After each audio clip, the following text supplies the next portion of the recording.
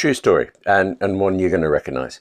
A novelist that I deeply admire, and will not name because I haven't asked her if I can tell you this, once told me that she was so deep into writing a novel that she forgot to pick up her kids from school. Now, I don't know how old they were. This is ages ago. I don't know if it was sometimes her turn, sometimes others. Yeah, but in that moment, in that minute of that day, she was so into her writing that she lost all track of time. You've done it too. I've done it, but I don't think we lose track of time enough. Not enough as writers. I think the moments when we do, we're so into things, it's special and they should be cherished. Trouble is, they're also kind of extremely inconvenient at times and can cause major problems. So, I want to do a very quick 58 keys this time, in which hopefully I can show you one app that can help with all of this. You've still got to put some effort in, but when there's something that is so important, you have to do it at a certain time, and it's this moment or else. This is the app for you. Hang on. I'm being reminded to do something. 1 second. Hello. I'll explain. Okay, look, let's just cut straight to it. The app you want is called Due. The link is in the description, but if you're searching for it on the App Store, iOS or Mac App Store, then it'll help you to know that the full name there is Due Dash Reminders and Timers, but it's Due. Okay.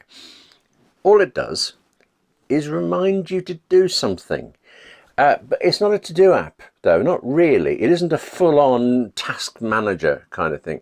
It hasn't, and it won't, and it just can't replace Omnifocus for me. And equally, if you are a Things user, can't touch that either.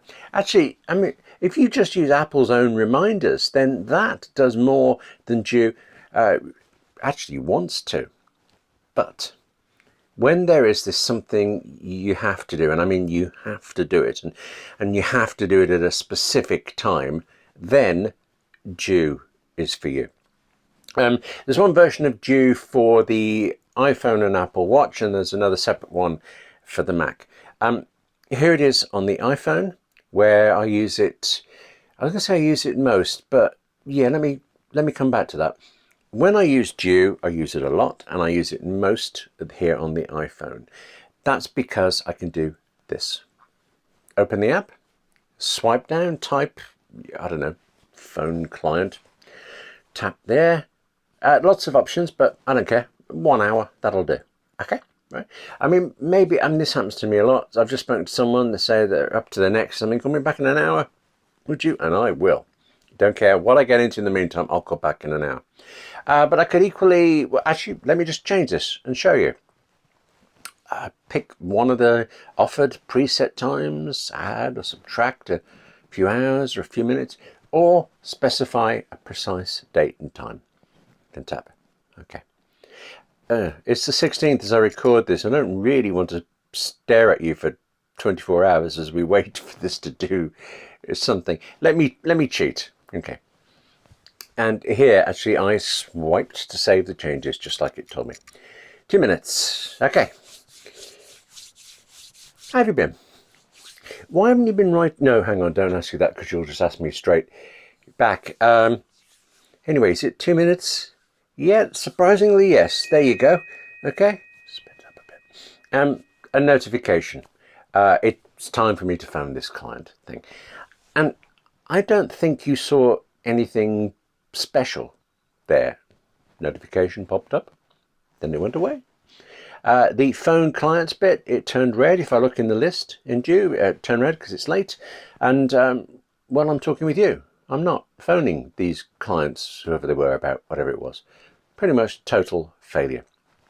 And actually, to be honest, slightly more failure than I was expecting, because I'm not normally doing this. I don't normally leave Due open, but because I left the app open to show you this, all I got was that little notification. I didn't also get Due on my Apple Watch nagging me.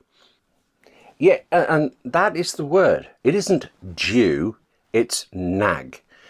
Due hasn't forgotten that phone client thing. Now I've added another call to it. Well, it ain't going to forget that one either. Every to-do app, okay, every to-do app will remind you of something that you've told it that you want to be reminded about, and every to-do app will keep reminding you in some way until you do whatever it is.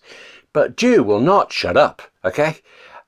Somehow Due seems louder than the rest because it's insistent. This is all it cares about. This is all it's doing. There is a snooze feature, and as you can see, you can just ignore Due just like you can ignore any to-do app. But where most to-do apps and task managers they'll notify you and then they'll just turn the task red to say it's late. They won't keep notifying you. Where some apps actually, I feel like they almost encourage you to tap the snooze button. Due is looking at you. Do this thing now. Especially when you have Due on your Apple Watch. Then it's so good you could loathe this app. There's more to tell you, more to show you, but actually really, I said I wanted to do a quick 58 keys. We could stop here. You could nip off now. Due. When you absolutely positively have to do something, go get Due from the App Store. There is a thing though, and here's the thing. You suddenly hesitate over saying that I use Due a lot, because actually, for the longest time, in a couple of years, I didn't. And, well, even right now, actually, I deliberately use it sparingly. Due is not a to-do app. You can't add notes about what a task is. Phone clients, you can't include which client, the phone number, there isn't enough room.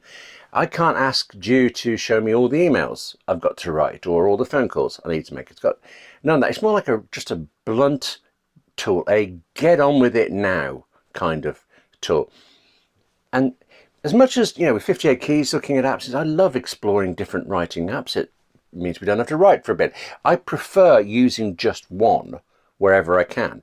If I have one to-do app, then I have one place I put all of my tasks, and so I have one place to look at when I need to know what I've got to do next. Due isn't a to-do app, but it's like it's one key part of one. So I used to feel like I was using two to-do apps when I was doing this, and I kind of wandered away for that reason. For all of my writing work, all of my life, really, I suppose, I rely on the Omnifocus to-do app, and it does everything. I believe, actually, I was sure of this. I thought I read that Omnifocus was going to add a Due-like nagging feature. But if it has, I haven't found it. I don't know how to turn it on. Still, otherwise, Omnifocus, it's superb for me. It might not suit you, perfectly suits me. It's everything I need, except when it isn't. Over the course of the pandemic, same as you, I found it hard to keep track of the days sometimes. And I was afraid of missing Zoom meetings because you didn't have to go there the time. I was afraid actually also failing to do the things I needed to do ahead of those Zoom meetings, so I began setting alarms. If I had a Writers Guild meeting at 5 p.m, well, I'd set an alarm at 4 p.m. to remind me it was coming up, and I would set another alarm for 11 a.m. to tell me to do the preparation ahead of it. I was turning my alarm into a kind of to-do app, and that would be bad on so many levels, but especially since it didn't work for some reason, and who knows why.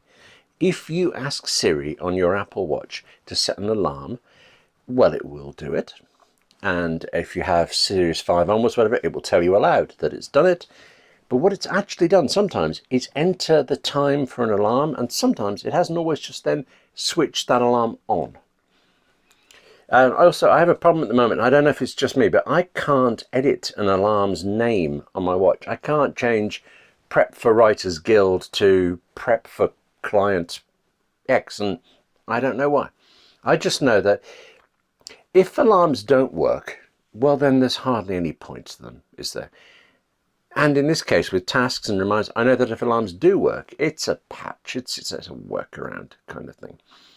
And the snooze on Apple Watch is for 9 minutes. Due is never going to wait 9 entire minutes to tell you to pull your finger out and get some work done. Right now, then, what I do is I plan my days in Omnifocus, and as rarely as I can, I put these other reminders, these other nudges into Due. really as rarely as I can, though. I don't want to become inured to the way Dew sets up alarms and nudges and things. I don't want to become inured to the way, frankly, that I have to alarms. This does all mean, though, that as much as I am recommending Dew to you, I don't use it enough in the sense either of exploring it all. Actually, it was looking into it for you. It's years since I bought it. I wanted to check the price. I just checked the features I'd missed. Yeah, I realised, well, first I realised that its full name is the thing I told you, Dew Dash Reminders and Timers. And that therefore that rather means there are timers in Dew.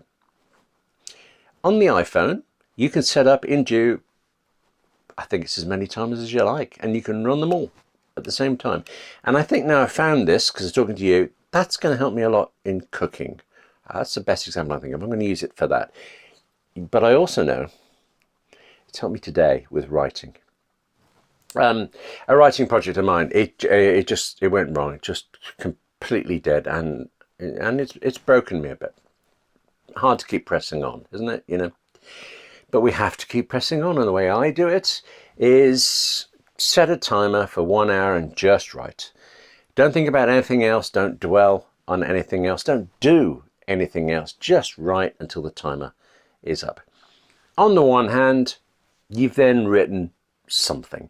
Something written down is better than nothing written down, at least a bit. And on the other hand, if you're lucky, you've just had an hour in this world of your own fiction and away from the real one, which can be what we need so often. Dew comes in two versions, one for iOS, so the iPhone, the iPad, and also the Apple Watch, actually. And then there's a separate one for the Mac.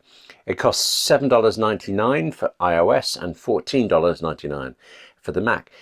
Paying that gets the app and all of the features it has forever. It is a one-time purchase, it's not a subscription, except that price includes the following year's worth of feature updates. If Dew were to be improved in some way every day in the following 12 months, you would get the lot, and then that's that. After the year, you've still got Dew. You lose nothing. You've got all of those features you had. Yeah, well, you won't gain anything more. There is an upgrade pass, which for $7.99 on the Mac and $4.99 on the iOS per year gives you the next 12 months worth of new features, and it also helps support a great developer. I've not bought the upgrade pass. I don't really know what features I'm missing out that have been added in the many, many years that I've had Dew. There must be some, and I'm sure they're great, but I don't know what they are. It's just Dew as it is. Has been excellent for what I need whenever I've needed it. Oh, one more thing about pricing and things. You can also get Dew through the Setup service, the Mac app subscription service. And if you do that, then I presume you just keep getting all of the updates until you stop.